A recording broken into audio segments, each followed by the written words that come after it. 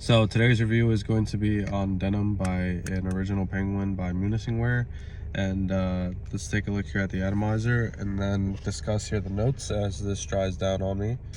Not bad of an atomizer. So the notes here now include top being bergamots, you got apple, you got lime, and the mid notes of lavender, nutmeg, suede, and the base notes of amber, sandalwood, musk. Now this scent, let's have here a whiff. Really isn't that bad, but it's not good at all in my opinion. I would even go as far as say it's a below average scent. This is Penguin's take on Abercrombie and Fitch Fierce. Now, I've never actually smelled Abercrombie and Fitch Fierce, but I do have clones, and when I get a whiff of this, I get reminded that, hey, this reminds me of Abercrombie and Fitch Fierce clones. And the other ones that do it, it's two other ones do it far better. They smell more smooth, they smell more wearable, because the thing with this one is that it's too musky, it's too sour. I believe that's coming from the lime notes. I'm not too big fan of bergamot either, so that might not be helping the case here. The lavender is an overused note that I'm not a fan of. I mean, I'm more of a fan of like jasmine, and most fragrances are gonna have lavender for whatever reason. But the scent is not bad, like I said. It's just, it's also not good. You kind of wouldn't want to smell like this, honestly. It's just too sour. It's the musk, I guess. When I think of like there's too much musk in this, I believe that that's the case. There's just way too much musk in this. I know it's the last ingredient to be read out or whatever, or in the list, but this smells like a musky lemon. Not even lemon, but lime. And there's supposed to be apple in this, but I'm not getting apple. I'm just getting some musky lime, like some very sour like concoction going on here. And yeah, it does remind you of Abercrombie and Fitch Fierce and whatnot, but in the end it's just poorly done in my opinion. I believe you can get these for like $12 or whatever, $11.99 or $10.99. But the thing with that is that do you really want to like pay $11 to smell like a horrible version of something,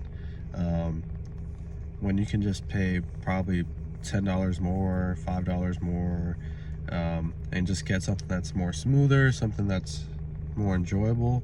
I mean, I wouldn't see why people wouldn't like this. People definitely are gonna like the scent because it's like Abercrombie and Fitch Fierce, and that's supposed to be mass appealing. So it's not like horrible, but I don't like it. And I'm not a fan of the Abercrombie and Fitch Fierce clones, but I don't mind them. I'm not sure why everyone has to do Abercrombie and Fitch Fierce, because like I said before, it's like overdone, and I can't see why it's so popular. But I mean, if you want something that's like Abercrombie and Fitch Fierce and mad cheap, I guess this wouldn't be a bad idea.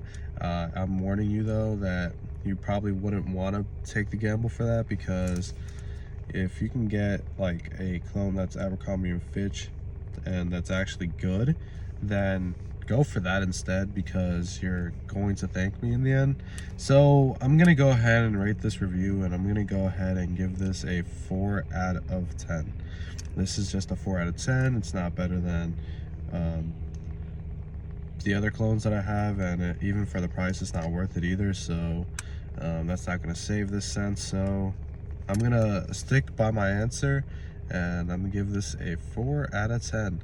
I would recommend it to be a pass, because for the same price you can get Rocks by Penguin, and that's a 10 out of 10. So this is just not gonna do it for me, and it shouldn't do it for you guys either. You guys don't want to smell like that scent, because think about how much other people probably smell like that scent. And yeah, sure, you'll get it for a fraction of the price, but do you really want to smell more sour and musky for the price, I would say no. I'm saying no for you because heck no, you know, you don't want to do that. Trust me, you don't want to do that. Also, the projection on this one's bad anyways. The longevity is bad, so sure you can overspray it, but it's still going to be the same thing where it's not going to last or anything.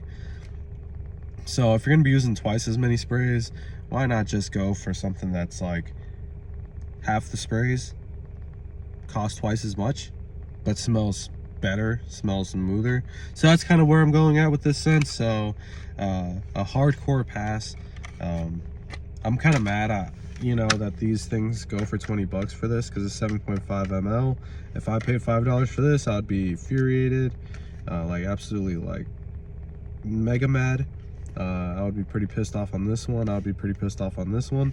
And $5 for this one, I'm kind of mad about it, but it's still a good enough scent because for literally like $6 or $7 more, I could have got a full bottle of this and went up like 12-13 times the amount of liquid.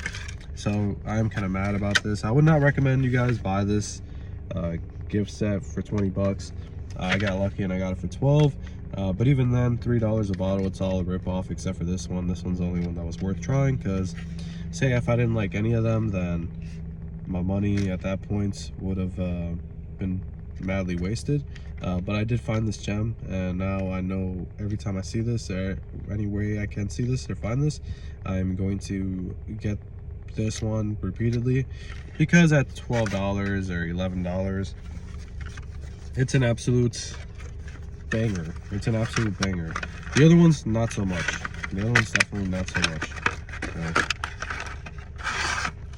They're a no-go for me.